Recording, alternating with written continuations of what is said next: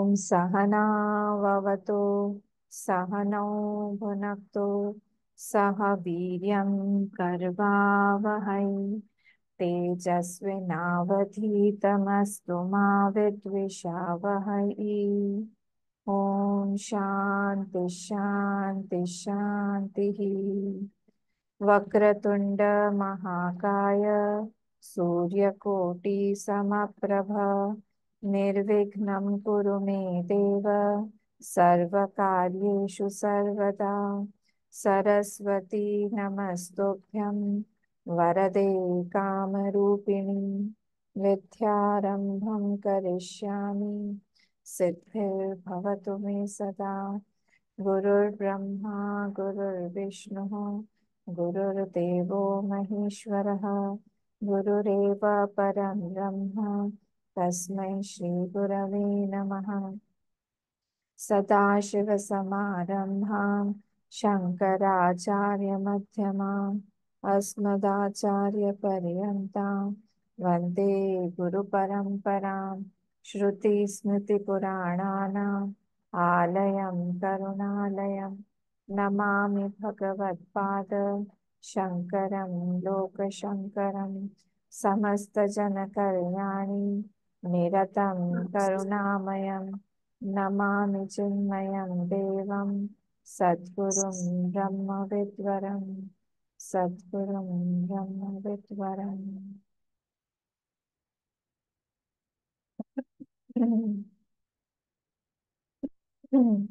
ॐ पार्थाय प्रतिबोधितां भगवता नारायणेन स्वयं व्यासेन ग्रथितां पुराणमुनिना मध्ये महाभारतम् अद्वैतामृतवर्षिणी भगवती अष्टादशाध्यायिनी अम्ब त्वामनुसन्दधामि भगवद्गीते भवद्वेषिणी। नमोऽस्तु ते व्यासविशालबुद्धे फुल्लारविन्दायतपत्रनेत्र येन त्वया भारततैलपूर्णः प्रज्वालितो ज्ञानमयः प्रदीपः प्रपन्नपारिजाताय स्तोत्रवेत्रैकपाणये ज्ञानमुद्राय कृष्णाय गीतामृतदुहे नमः। सर्वोपनिषदो गावः दोग्धा गोपालनन्दनः पार्थो वत्सः दुग्धं गीतामृतं महत्। वसुदेवसुतं देवं कंसचाणूरमर्दनं देवकी परमानन्दं कृष्णं वन्दे जगद्गुरुं कृष्णं वन्दे जगद्गुरुं। ठीक है, हम लोग आज 15th और 16th हम लोग देखेंगे श्लोक। मैं शेयर करती हूँ और एक बार पाठ कर लेती हूँ।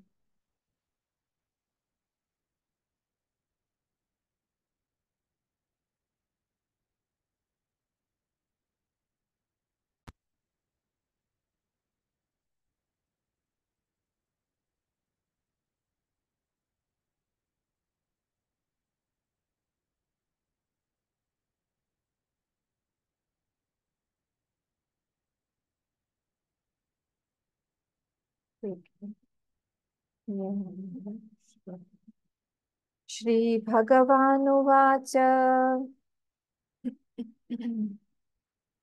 बहिरन्तश्च भूतानाम् अचरं चरमेव च सूक्ष्मत्वात् तद्विज्ञेयं दूरस्थं चान्तिके च तत्। बहिरन्तश्च भूतानाम् अचरं चरमेव च सूक्ष्मत्वात् तद्विज्ञेयम् विज्ञेयं है, सॉरी, सूक्ष्मत्वात् तद्विज्ञेयम् दूरस्थं चान्तिके च तत्। दूरस्थं चान्तिके च तत्। हाँ, अभी बहिरंतश्च, ये एक वर्ड है, बहिः प्लस अंतः प्लस च, भूतानाम, अचरम, चरमेव च, चरमेव एक ही वर्ड में हम बोलेंगे, चरमेव च, सूक्ष्मत्वात्, तद अविज्ञेयम, तद विज्ञेयम, दूरस्थं चान्तिके च तत्। दूरस्थं चान्तिके च तत्।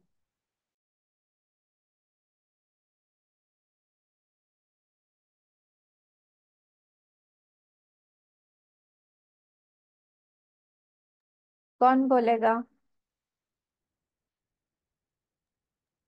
मैं कौन है? हाँ। पाठ करो ना। हाँ। ओम श्री परमात्मने नमः। श्री भगवानुवाच बहिरन्तश्च भूतानाम् असरं शरमेव च सूक्ष्मत्वात् तदविज्ञेयम् दूरस्थं शान्तिके सतत। Very good. नेक्स्ट।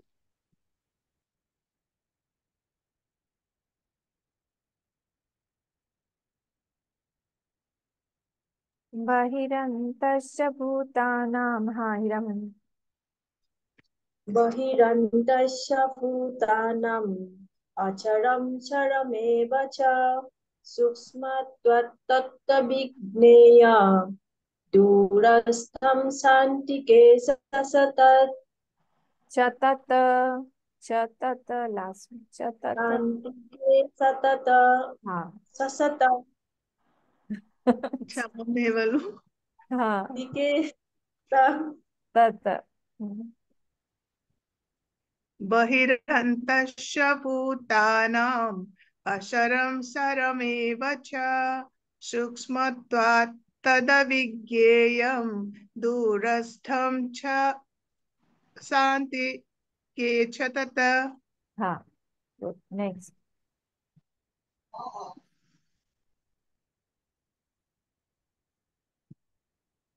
हाँ, विश्वजीत जी। बहिरन्तश्च बहिरन्तश्च भूतानाम् अचरं चरमेव च सूक्ष्मत्वात् विज्ञेयम् अविज्ञेयम, तदविज्ञेयम। तदविज्ञेयम् सूक्ष्मत्वात् तदविज्ञेयम् दूरस्थं चान्तिके च चतत, तत्। Just say it चतत। once more. हाँ, चतत, मैंने बोला था ना कि हलंत नहीं लास्ट में नहीं। होता है, लास्ट में, हाँ। तो वो फुल त होगा। तो यहाँ पे ओके। हम तत् नहीं बोल के हम बोलेंगे तत् पूरा। One second. बहिरन्तश्च भूतानाम् अचरं चरमेव च सूक्ष्मत्वात् तद्विज्ञेयम् तद अविज्ञेयम, मीनिंग उल्टा हो तत्। जाएगा। हाँ। तद अविज्ञेयम। तदविज्ञेयम् सूक्ष्मत्वात् तदविज्ञेयम् दूरस्थं शांति के। सूक्ष्मात् तदविज्ञेयम् दूरस्थं चान्तिके च तत्। Very good. नेक्स्ट। मम्मी बोलছি बहिरन्तश्च भूतानाम् अचरं चरमेव च मतात तद्विज्ञेयं दूरस्थं चान्तिके च तत। नेक्स्ट। गुड।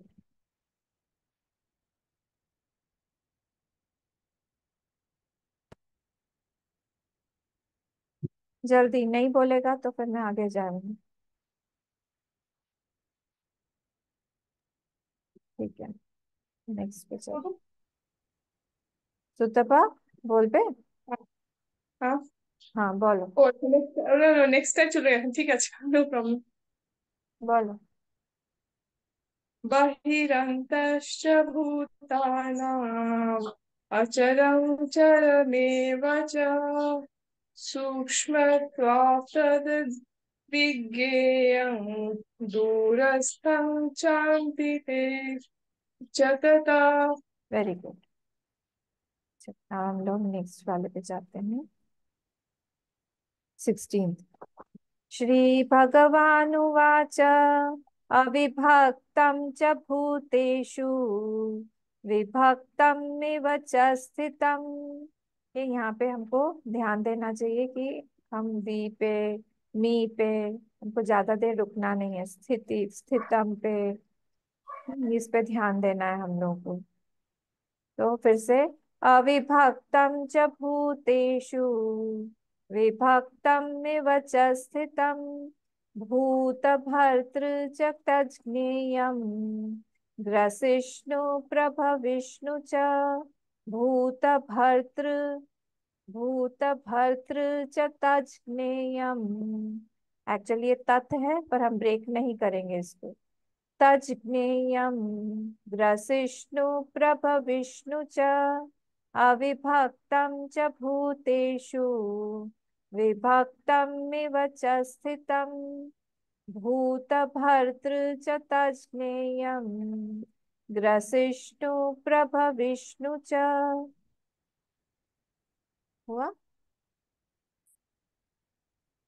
कौन बोलेगा? आमा मैं कहूँ हाँ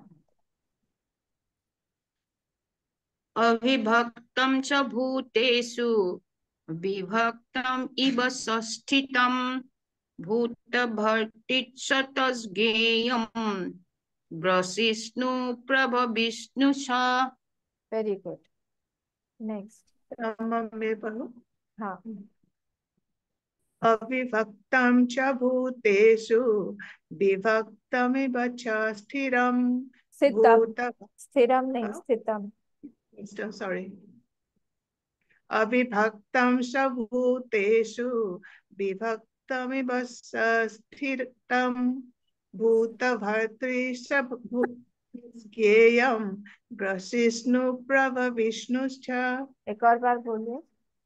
अच्छा अविभक्तं च भूतेषु विभक्तमिव च स्थितं भूतभर्तृ च तज्ज्ञेयं ग्रसिष्णु प्रभविष्णु च। Very good. अम्मा मैं बोलूं हाँ बोलो। अविभक्तं च भूतेषु विभक्तं यव च स्थितं भूतभर्तृ च तज्ज्ञेयं तज ग्रसिष्णु गेयम प्रज्ञेयं तज गेयम। तत् तत् ज्ञेयं न हाँ तज तत् होगा। हाँ उसको ब्रेक नहीं करेंगे। तज गेयम। भूतभर्तृ च तज्ज्ञेयं ग्रसिष्णु प्रभविष्णु च। Okay next. अम्मा मैं बोलूं। हाँ अविभक्तं च भूतेषु विभक्तम् इव च स्थितं भूतभर्तृ च तज्ज्ञेयं ग्रसिष्णु प्रभविष्णु च। गुड। नेक्स्ट। मैं बोलूं अम्मा हाँ बोलिए। अविभक्तं च भूतेषु विभक्तम् इव च स्थितं विभक्तम् इव च स्थितं भूतभर्तृ च तज्ज्ञेयं ग्रसिष्णु प्रभविष्णु च। ठीक है गुड। नेक्स्ट किसको बोलना है? अम्मा हाँ अविभक्तं च भूतेषु विभक्तमिव च वी स्थितं विभक्तम नहीं बोलना विभक्तम। विभक्तम होंगे तो बड़ी हो जाएगी दीर्घ। फिर से। अभि अविभक्तं च भूतेषु विभक्तमिव च स्थितं वेरी गुड। भूतभर्तृ च तज्ज्ञेयं ग्रसिष्णु प्रभविष्णु च। गुड। नेक्स्ट। अविभक्तं च भूतेषु विभक्तम् इव च स्थितं भूतभर्तृ च तज्ज्ञेयं ग्रसिष्णु प्रभविष्णु च। Very good. नेक्स्ट। अविभक्तं च भूतेषु विभक्तमिव च स्थितं भूतभर्तृ च तज्ज्ञेयं तज ग्रस तज्ज्ञेय। तज्ज्ञेयं ग्रसिष्णु प्रभविष्णु च। Very good. नारायण जी बोलेंगे। आम अविभक्ता स भूतेषु अविभक्तम। भक्तम अविभक्तम। अच्छा, अविभक्तम स भूतेषु विभक्तम इव संस्थितम भूतभर्ती सतज्ञेयम् भूतभर्तृसतज्ञेयम् तज्ज्ञेयम। तज्ज्ञेयम् तज ग्रसिष्णु तज्ज्ञेय। तज्ज्ञेयम् तज्ज्ञेयम् ग्रसिष्णु प्रविष्णु स एक और बार। अविभक्तम् अविभक्तं स भूतेषु विभक्तम् इव संस्थितं भूतभर्ती भूतभर्ती तज्ज्ञेयं ग्रसिष्णु प्रविष्णु स। Very good. हम बहुत क्यूट लगते हैं चैंट करते समय। ठीक है। और कोई? दीपा अम्मा, धीरेन जी चुप है बिल्कुल। अमीषा, कोई नहीं करेगा। ठीक है। मुझे बोलना नहीं आता अम्मा। अच्छा कोई बात, सुनो तुम आज। ठीक है, इसको हम लोग यहाँ पे रोकते हैं और हम लोग इसके एक्सप्लेनेशन पे चलते हैं।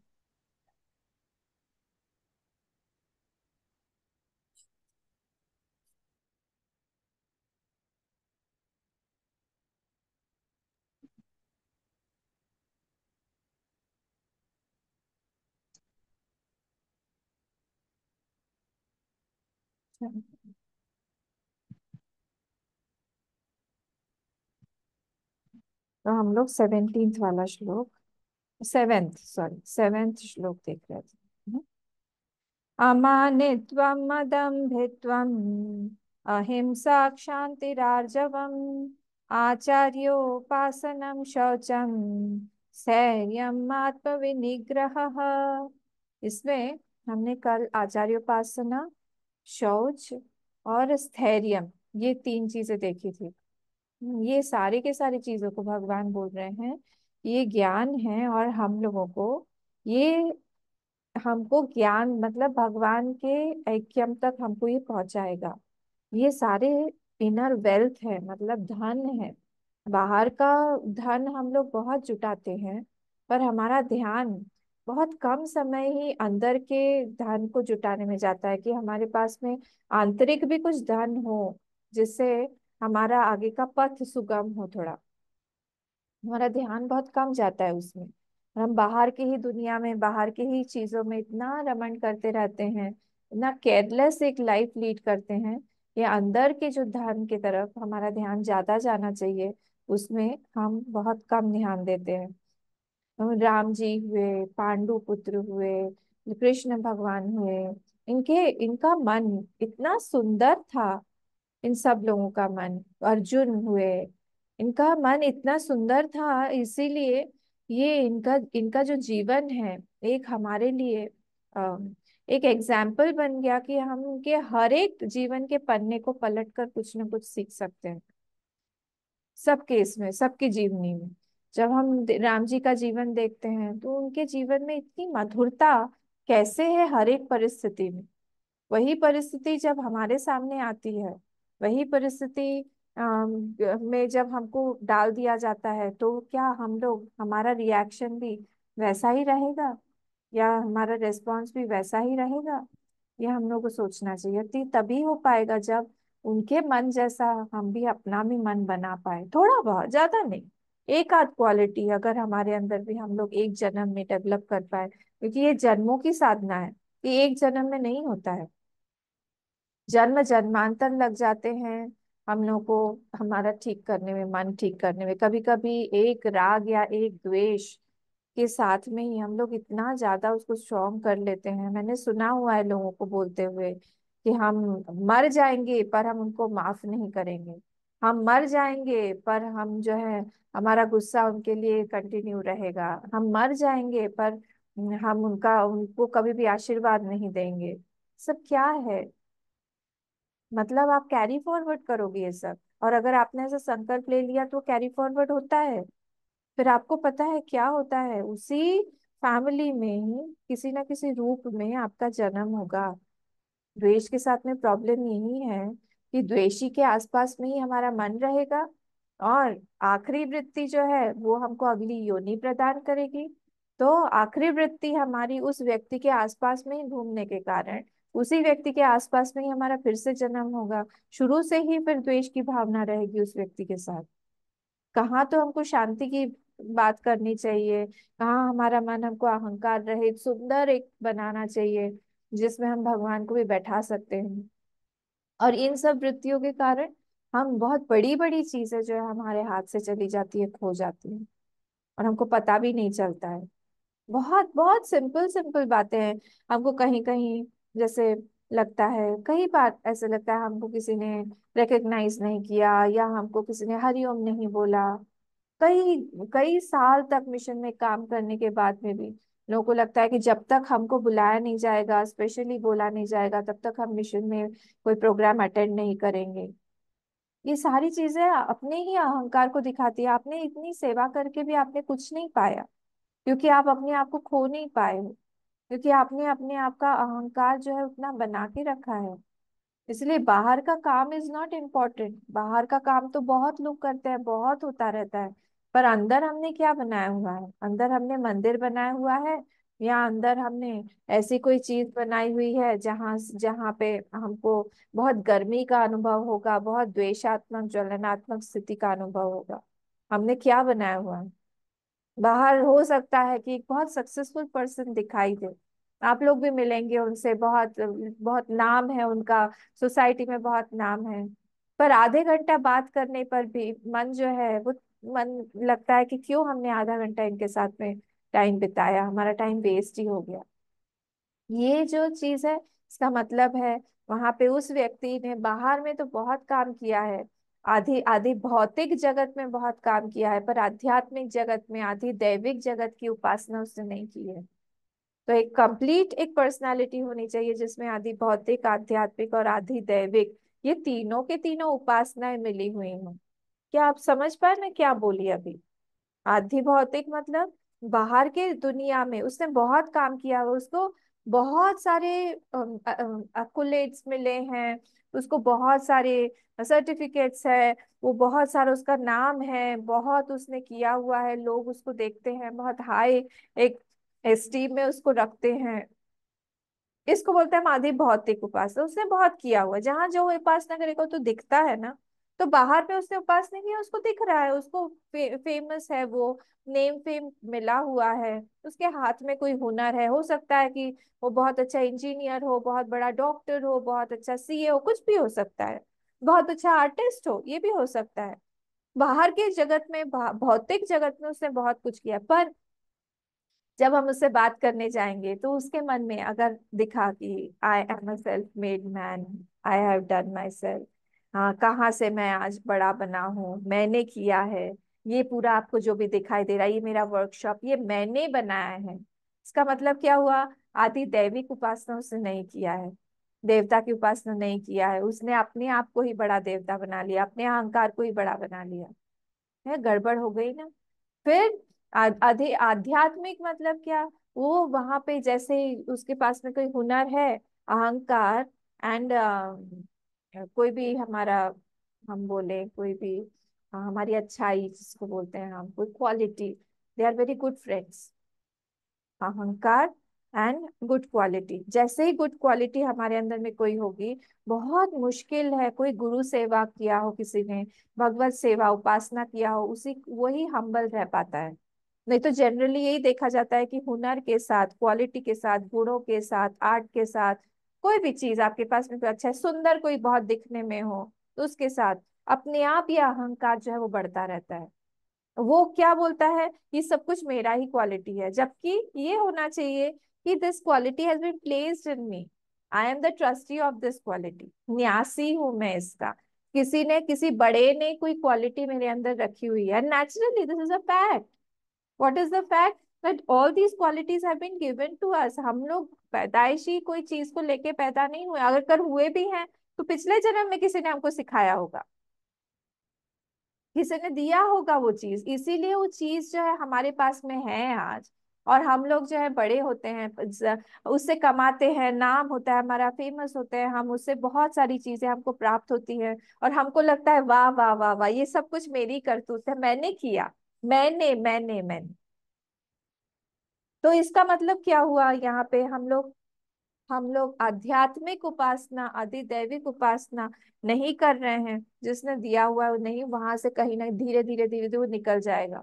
और ऐसा अल्टीमेटली ऐसा लास्ट स्टेज होता है कि वो चीज जो है जब चली जाती है, तब इतना खराब लगता है, इतना बुरा लगता है। क्यों? क्योंकि आजीवन मुझे यही लगा कि वो हमेशा मेरे पास में रहेगा, वो क्वालिटी मेरे पास में रहेगा। या जैसे बहुत सारे ये एक्टर्स होते हैं, जो पहले जमाने के थे, वो लोग की बात कर रही हूँ मैं, 70s के 80s के। तो लोग धीरे धीरे जब बूढ़े होने लगते हैं, उनको इतना खराब लगता है, उन बोल देते हैं कि मेरा जो बुढ़ापे वाला चेहरा है, या फिर मैं जब मेरी डेथ हो जाएगी, मेरी डेड बॉडी का कोई प्लीज फोटो मत लेना, ये लोग साइन करवाते हैं, विल में लिखा रहता है।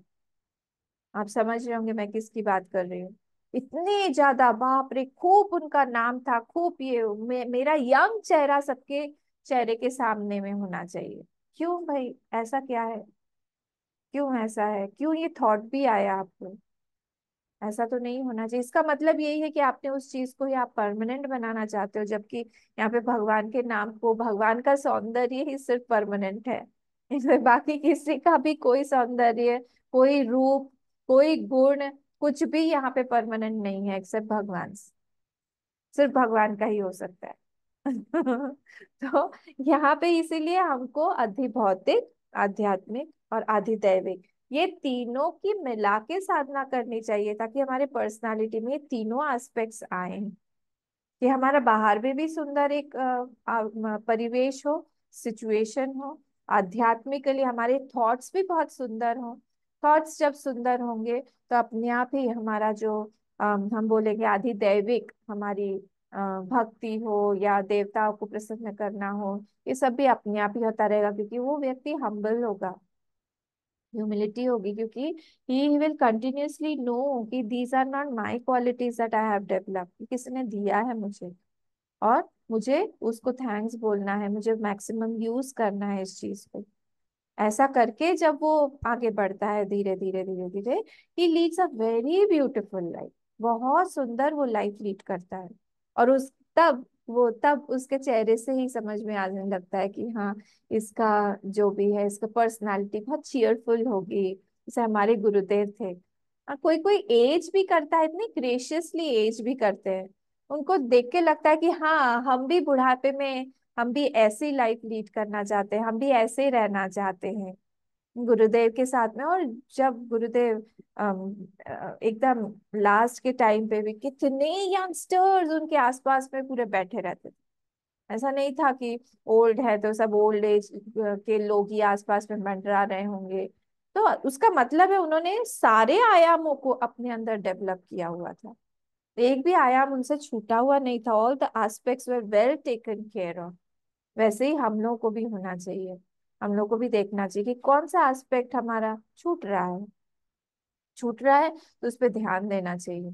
और ये सारी चीजें जो है, कल हमने देखा आचार्योपासनम से आती है, आचार्य के पास जो रहता है, ठोक पीट के कंटिन्यूअसली ठोकते पीटते रहते हैं। क्यों सोए, क्यों ज्यादा देर सोए, क्यों जल्दी नहीं उठे, क्यों जल्दी उठ गए। बहुत कभी कभी ऐसे भी होता है कि कोई कोई स्टूडेंट एक्स्ट्रा सोता ही नहीं है, जल्दी उठ जाएगा, खाना कम खाएगा, उसको फिर बोलेंगे तुम ज्यादा खाओ, ऐसे मत करो, क्यों इतना व्रत कर रहे हो, उससे ज्यादा बातचीत क्यों कर रहे हो, या नहीं कर रहा है कोई तो क्यों नहीं कर रहा है। हर एंगल में हम लोग को ठुकाई पिटाई की जरूरत है।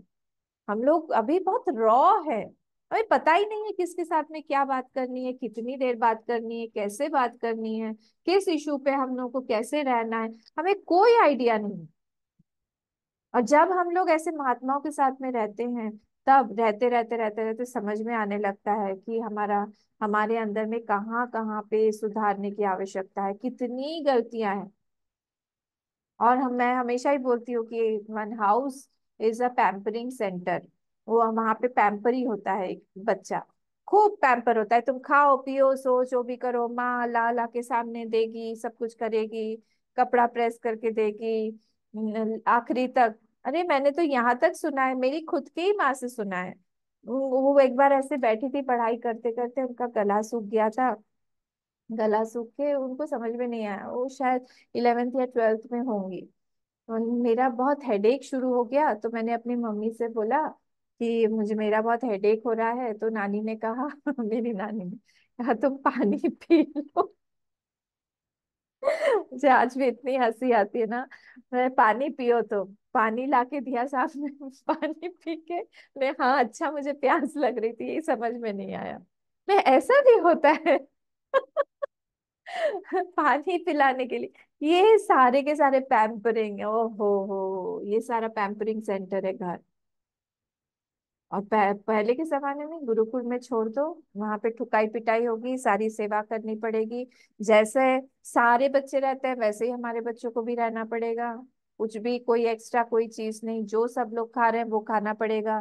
कोई ऐसी चीज नहीं कि हम नहीं खाएंगे या हम वेस्ट करेंगे। सब एंगल से उस एक बच्चे की तरफ ध्यान देके उसको बढ़ाया जाता था। इसको बोलते थे हम गुरुकुल सिस्टम, जो कि खत्म हो गया है हमारा पूरी तरह से। आचार्य की उपासना सिर्फ आचार्य की उपासना नहीं होती थी, ये एक फुल फ्लेजेड एक डेवलपमेंट होता था बॉडी माइंड इंटेलेक्ट का, पूरी तरह से। वो योगा भी करता सीखता था, करता था। वो खेतों में भी जाता था, उसको नेचर के साथ में भी उसको सिखाया जाता था, लोगों के साथ में भी रहना बर्ताव करना सिखाया जाता, every aspect was taken care of. ऐसी लाइफ होती थी। तो ये आचार्य उपासना। फिर शौचम, शौचम भी हमने देख लिया कल। शौचम में क्या था कि शौचम में हमारा वाणी की शुद्धता, ये सारी चीजें थी शौचम। फिर शौचम के बाद था हमारा स्थैर्यम। फिर स्थैर्यम में हमने देखा था स्थिरता at the level of body, मतलब कैसा कोई व्यक्ति बैठा हुआ है, किस पोस्चर में है, बहुत मायने रखता है। किस तरफ देख रहा है, कैसे देख के बात कर रहा है, कितना बात कर रहा है, उसका पेस जो है बोलने का वो कैसा है। जैसे टू फास्ट, बहुत फास्ट कुछ समझ में ही नहीं आता है, ऐसा है, या बहुत स्लो है वो भी नहीं यार ठीक है, या ठीक ठीक है। ये सारी की सारी चीजें जो है ये भी आचार्य ही देखते हैं, देख के बताते हैं। और इसमें भी स्थैर्यम जो है वो बहुत जरूरी है हर एस्पेक्ट में। इमोशनल स्टेबिलिटी हमने देखा, हमने देखा डिवोशनल स्टेबिलिटी देखा, हमने बॉडीली स्टेबिलिटी भी हमने देखा। और हमने गुरु के साथ में किस तरह से एक लॉयल होके एक व्यक्ति, एक साधक जो है उसको रहना चाहिए। हम एक जगह दूसरे दूसरे दूसरे से तीसरे जगह पे हॉप कर रहे हैं, उस गुरु के लिए कोई हानि की बात नहीं है, पर हानि होगी हमारी। क्योंकि क्या हो रहा है, एक डेवलपमेंट प्रोसीजर में एक गुरु जो है एक उस प्रोसीजर में डाल देते हैं एक शिष्य को। फिर वहां से हटके जब ये शिष्य दूसरे के पास जाता है, ये प्रोसीजर आधा रह के कहीं दूसरे पे फिर दूसरे प्रोसीजर में चला जाता है। At the end of 10 years और 20 years ही रीचेस नोवेयर। ये नहीं होना चाहिए। तो कंटिन्यूअसली जब हम एक को फॉलो कर रहे हैं, विश्वास, हाँ टाइम लीजिए, पूरा टाइम लीजिए देखने में परखने में। अगर आपका मन ट्यून हो रहा है कि नहीं वहां पे, ये सारी चीजें देखनी चाहिए। पर एक बार अगर देख लिया है, ट्यूनिंग हो गई है, तो फिर वहां पे पक्का दृढ़ रहना चाहिए कि नहीं, I will be very very loyal to my teacher.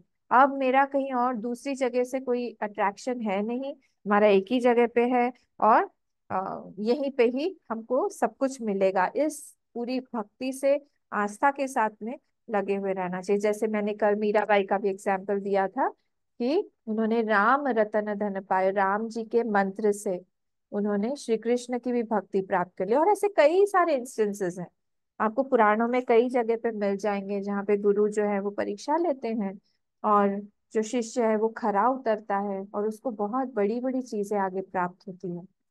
और इसका उल्टा भी देखा गया है कि जहाँ पे वो लॉयल नहीं है, परशुराम और कर्ण की तरह, वहां पे उन्होंने धोखे से उनसे नॉलेज लिया था, मैं स्टोरी में नहीं जाऊंगी, धोखे से लिया था, और लास्ट में उन्होंने ज्ञान पूरा दिया। पर जैसे उनको पता चला कि ये तो उन्होंने मुझसे धोखा किया है कर्ण ने, क्योंकि उनको कोई सिखा नहीं रहा था, तो उधर झूठ बोल के उन्होंने शिष्य बन गए थे। और फिर लास्ट में उन्होंने परशुराम जी ने उनको श्राप दे दिया कि आखिरी में जब जरूरत पड़ेगी तब तुम ये नॉलेज जो है पूरी तरह से भूल जाओगे, तुम्हारे काम नहीं आएगा ये विद्या। और वैसे ही हुआ रणभूमि में आखिरी में। तो दोनों तरफ से हम लोग को सावधान रहना चाहिए, क्योंकि वो भगवान ही है जो आचार्य के थ्रू हमको गाइड करना चाह रहे हैं।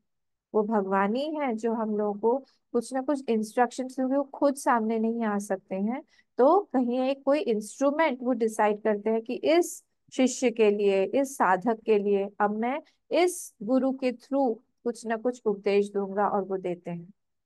तो जब वो देते हैं, हम लोग, हमारे ऊपर है कि हम उसको कितनी निष्ठा से लेते हैं। अगर हम निष्ठा से लेंगे तो वहां से फ्लो और ज्यादा होने लगेगा, और ज्यादा होने लगेगा।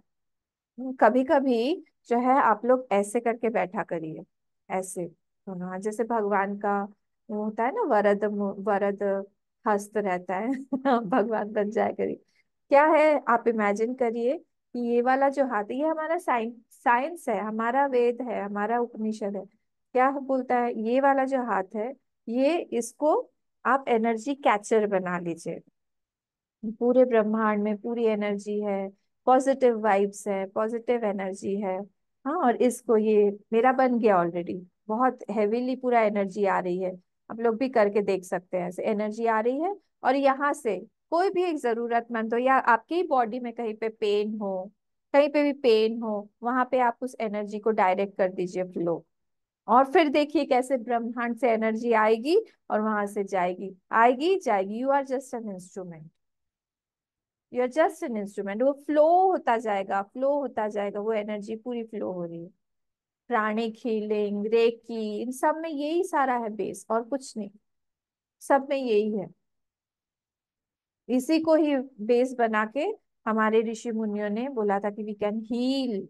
हाँ, कहाँ पे हम लोग जो है हमारे सूक्ष्म शरीर को हील कर सकते हैं, उसी तरह से मैं ही जो बता रही थी यहाँ पे भी। जब हम लॉयल होते हैं, तो हम लोग जो है, हम एक इंस्ट्रूमेंट, हम गुरु हमारे लिए इंस्ट्रूमेंट बने। वो कैसे इंस्ट्रूमेंट में, जैसे अभी हम इंस्ट्रूमेंट बने हैं, इंस्ट्रूमेंट बन गए हैं, वैसे ही वो गुरु भी इंस्ट्रूमेंट बन जाते हैं हायर के। और जब वो इंस्ट्रूमेंट बनते हैं हमारे लिए, उनके तरफ से फ्लो होने लगता है, फ्लो होता रहेगा, फ्लो होता रहेगा। तो जितना ज्यादा हम एब्जॉर्ब करेंगे उतना ज्यादा वहां से फ्लो गुरु के वहां से भी होने लगेगा।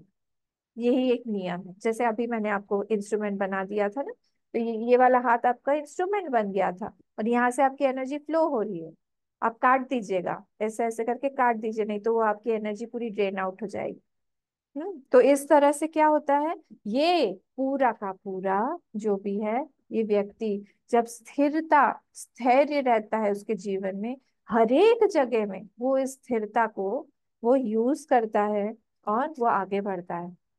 अब नेक्स्ट वाले वर्ड पे आते हैं हम, स्थैर्यम आत्म विनिग्रह। ये वर्ड भी बहुत इंपॉर्टेंट है। देखिए, एक चीज ये स्थैर्य में मेरी बताने की इम्पोर्टेंट रह गया ये, कि जब हम लोग स्थैर्य, मतलब क्या होता है, हम कंटिन्यूटी रखे किसी भी कार्य में, कंटिन्यूटी। कितना ज्यादा कर रहे हैं किसी भी चीज को, that is not important. Important is कितना नैरंतर्य है उसमें। Continuity is more important, not the the amount of work, amount of जप, जैसे हम जप का ही पकड़ लें कि आपको 100 माला करनी है हर एक दिन में, बड़ी बड़ी चीजें 200 माला करनी, ये सब चीजें इंपॉर्टेंट नहीं है।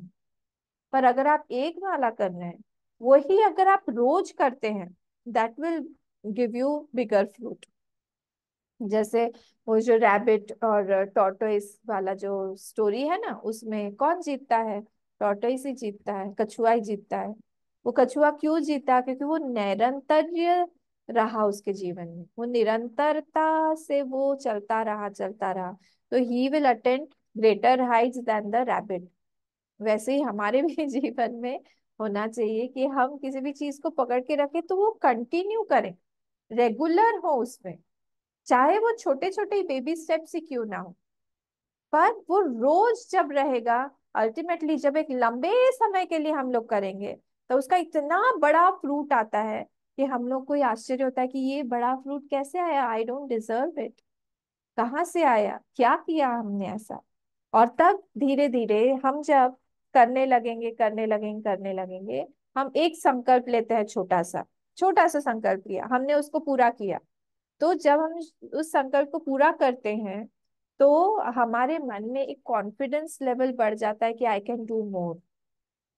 एक माला हमने बहुत दिनों तक किया, now the confidence has increased that I can do 2 Mala, at least 2 माला हम कर सकते हैं आराम से।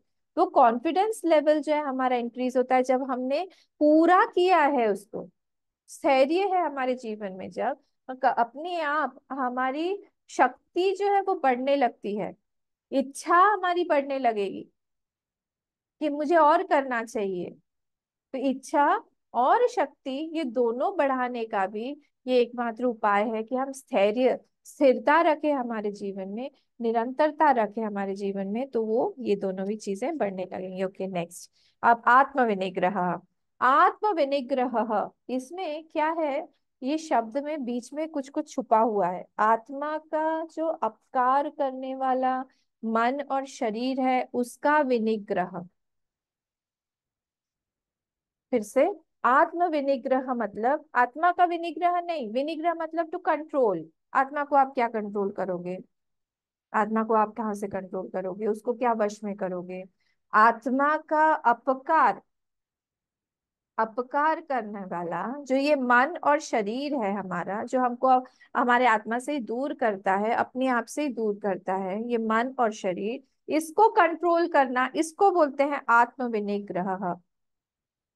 फिर से, आत्मा को कंट्रोल नहीं कर सकते हम, आत्मा को कैसे कंट्रोल किया जाए? तो आत्मा से जो हमको दूर कर रहा है, ये दो ही चीजें हैं, मन और हमारा ही शरीर। मन में या बुद्धि को भी ले लीजिए, सब चीजों को ले लीजिए, तो सारी इंद्रियों को भी ले लीजिए।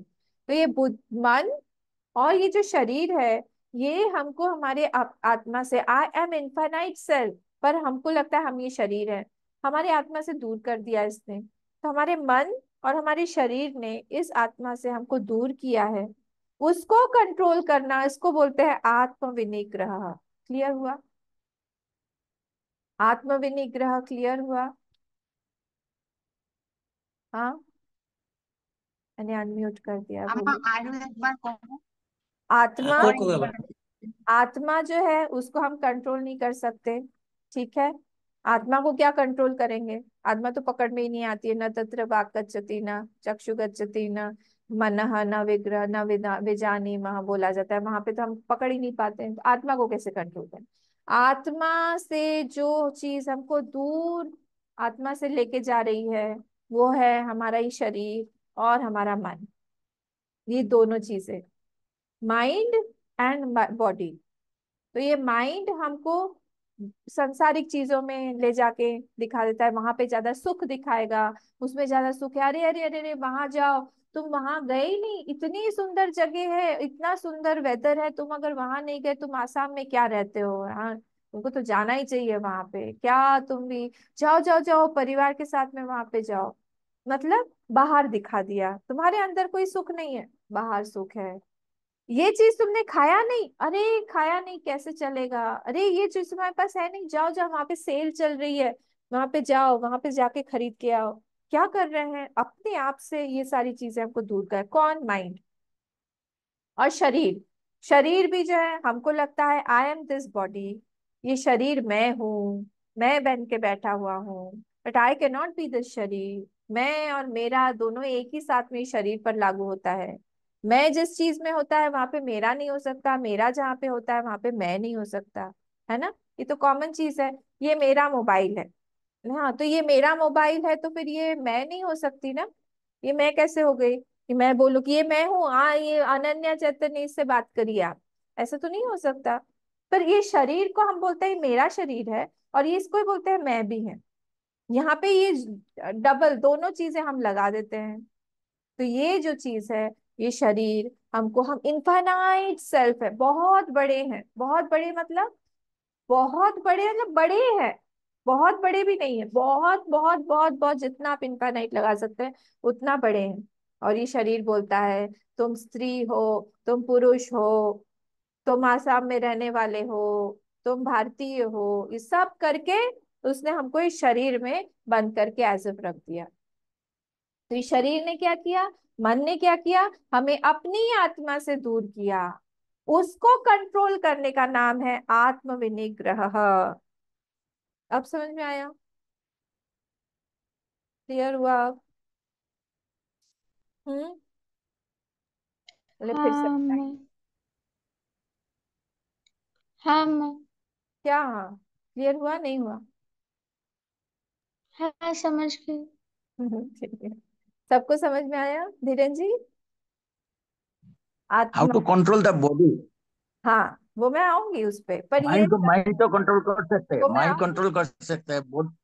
हाँ हाँ, आ रही हूँ, पर ये समझ में आया ना कि आत्मा, आत्म विनिग्रह मतलब माइंड और बॉडी, ठीक है।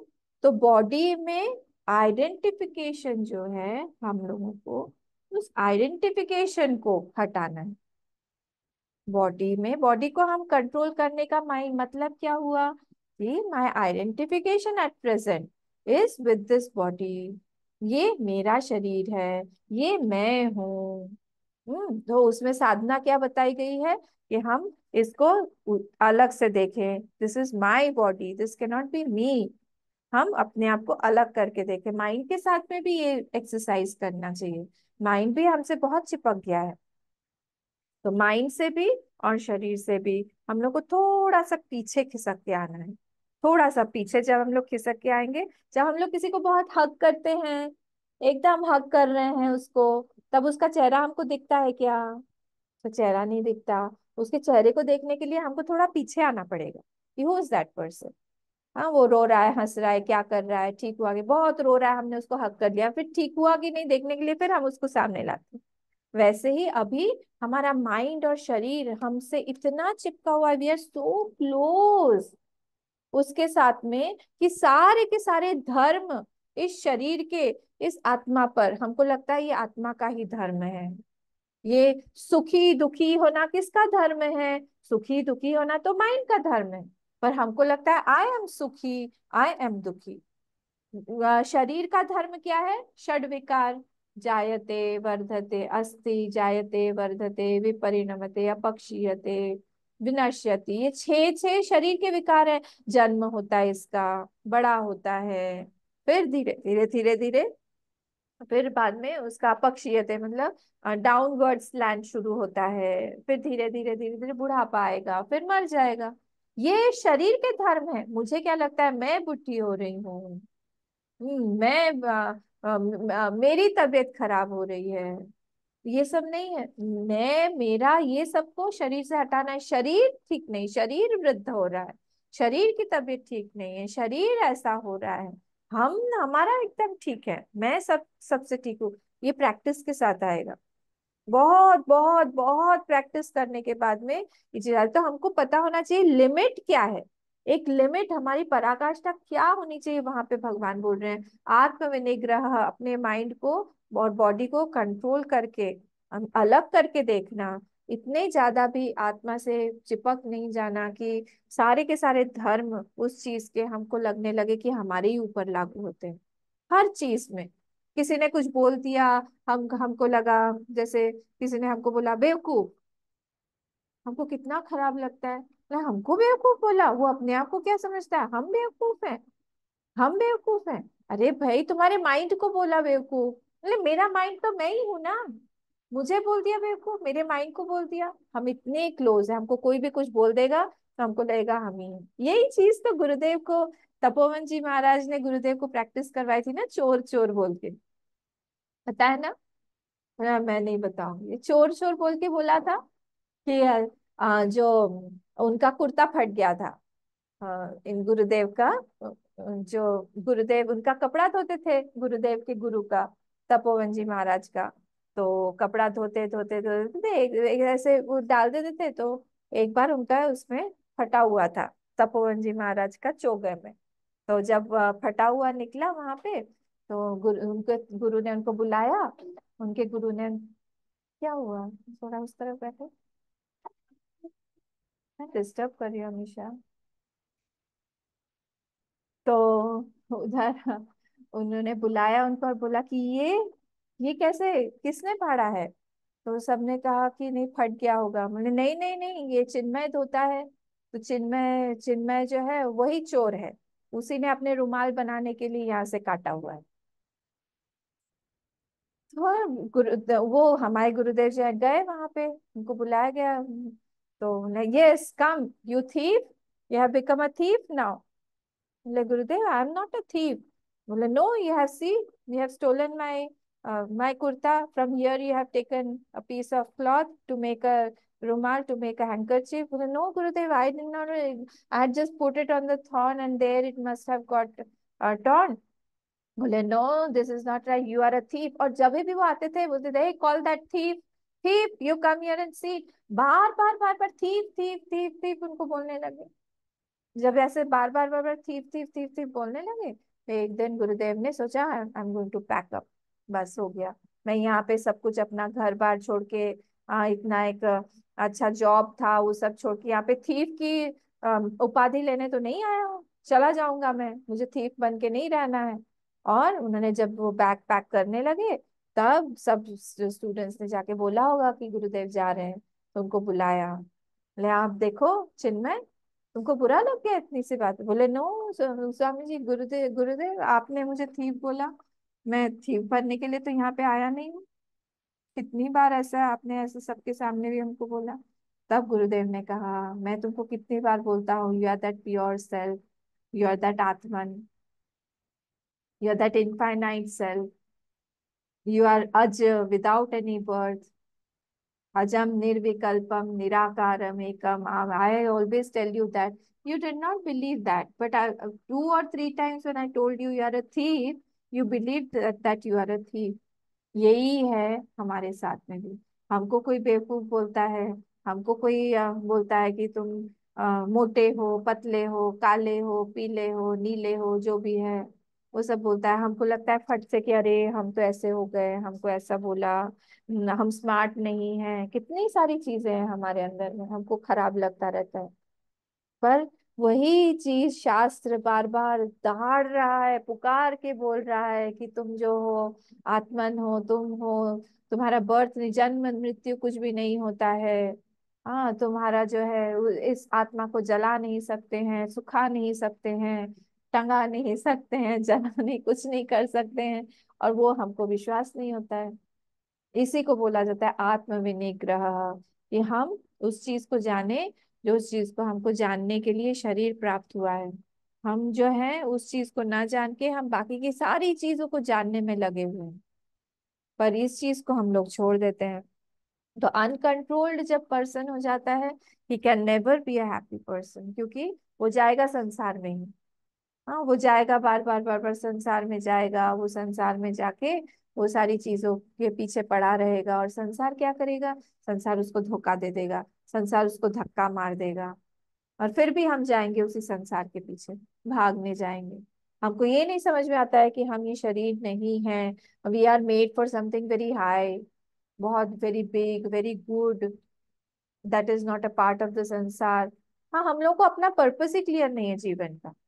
Everybody should do this homework, कि हम लोग को पता हो कि अब कोई बात नहीं, अगर एक हफ्ता भी हमारे जीवन में है, next 1 week also, what is the purpose of my living for next 1 week also?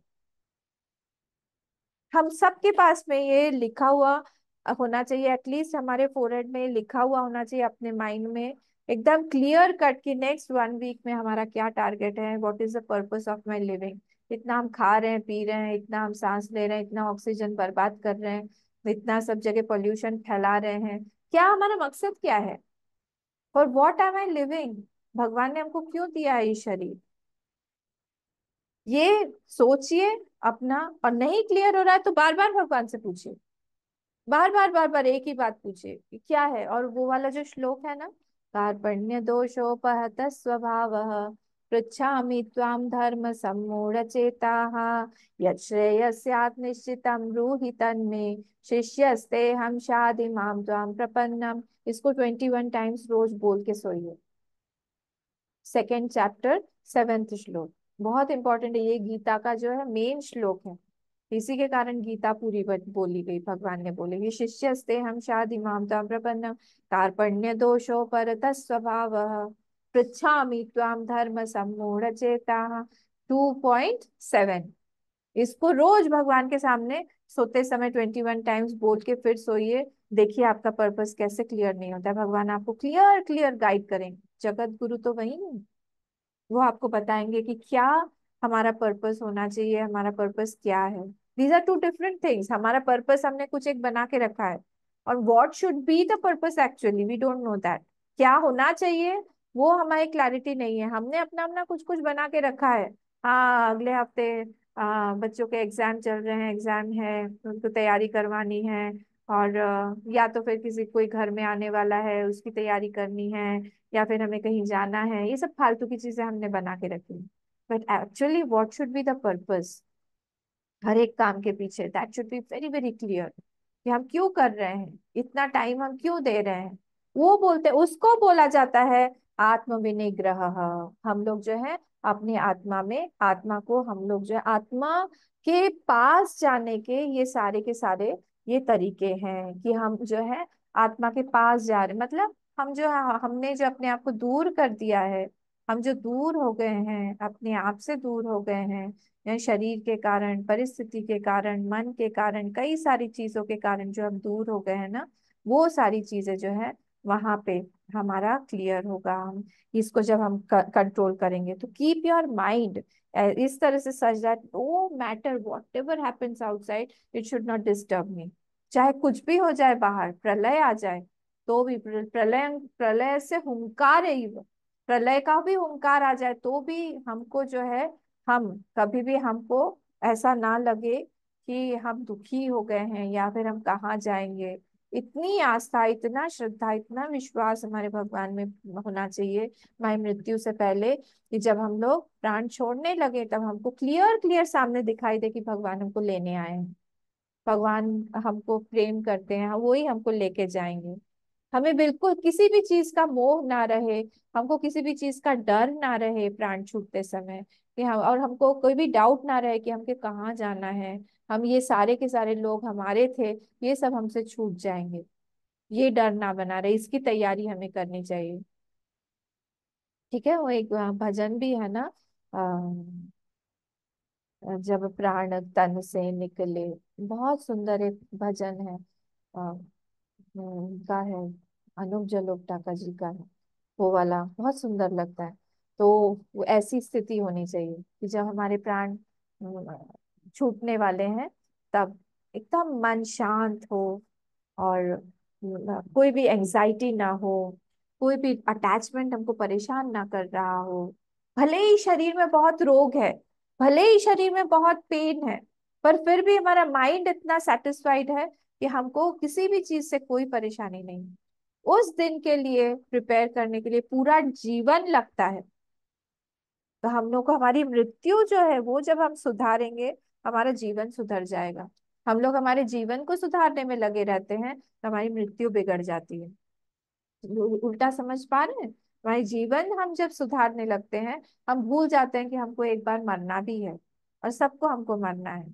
पर जब हम लोग मृत्यु को सुधारने लगते हैं कि नहीं, हमारी मृत्यु ब्यूटीफुल होगी, इतनी अच्छी होगी कि सब लोग देख के बोलेंगे कि हमको भी ऐसी मृत्यु चाहिए, ऐसे ही जाना चाहिए। तब जाके हमारा जीवन जो है वो बहुत ब्यूटीफुल हो जाएगा। तो इस तरह से कंट्रोल्ड पर्सन होना चाहिए। तो ये हमने कौन सा श्लोक देखा हमारा, 17th जो है, ये 7th, सॉरी, स्थैर्यम आत्म विनिग्रह, ये हमारा पूरा हुआ यहाँ पे। अमानित्वम मदम्भित्वम अहिंसा क्षांतिरार्जवम आचार्योपासनम शौचम स्थैर्यम आत्म विनिग्रह। ये हमारा यहाँ पे ये श्लोक आज कंप्लीट हुआ। इसके बाद हम जो है नेक्स्ट वाला जो श्लोक है हमारा, इंद्रियार्थेषु वैराग्यम अनहंकार एव च जन्म मृत्यु जरा व्याधि दुख दोषानुदर्शनम। ये वाला हम लोग नेक्स्ट थर्सडे को देखेंगे। अब तो है नहीं, मंडे ट्यूसडे वेडनेसडे, थर्सडे को देखेंगे। और आप लोग लर्न करते रहिएगा, मैं सुनूंगी आपसे ये वाला श्लोक। किसी को लर्न हुआ जो सुनाइएगा, अमानित्वम वाला।